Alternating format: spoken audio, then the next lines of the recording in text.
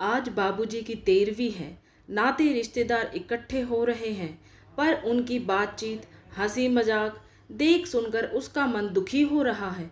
कोई किसी के दुख में भी कैसे हंसी मजाक कर सकता है, पर किससे कहे, किसे मना करे। इसलिए वह बाबूजी की तस्वीर के सामने जाकर आंख बंद करके चुपचाप बैठ गई। अभी 20 दिन पहले की ही तो बात है।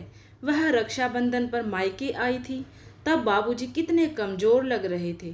सबके बीच होने के बावजूद उसे लगा कि जैसे वह कुछ कहना चाहते हो। फिर मौका मिलते ही फुसफुसाकर धीरे से बोले भी थे, बिट्टू, रमा तुम्हारी भाभी हमको भूखा मार देगी। आधा पेट ही खाना देती है। दोबारा मांगने पर कहती है कि परेशान ना करो, जितना देते हैं उतना ही खा लिया करो। ज़्यादा खाओगे तो नुकसान करेगा, फिर परेशान हम लोगों को ही करोगे।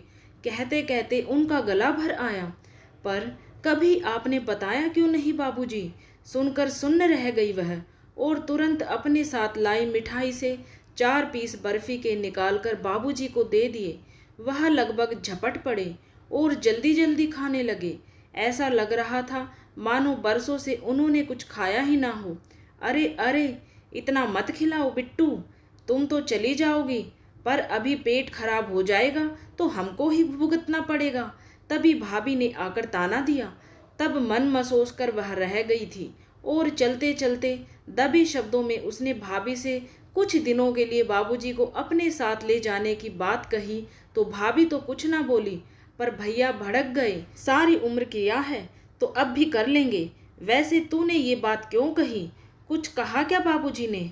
नहीं भैया नहीं, वह हड़बड़ा गई और बाकी के शब्द उसके मन में ही रह गए। बड़े भाई से जवाब सवाल कर भी कैसे सकती थी? बचपन से ही बेटियों को भाइयों से दबकर रहने का संस्कार जो कूट कूट कर भरा जाता है। पर जाते जाते उसने एक बार पलटकर देखा तो उसके जन्मदाता तरसी निगाहों से उसे ही देख रहे थे। तब क्या पता था कि ये उनकी आखिरी मुलाकात है।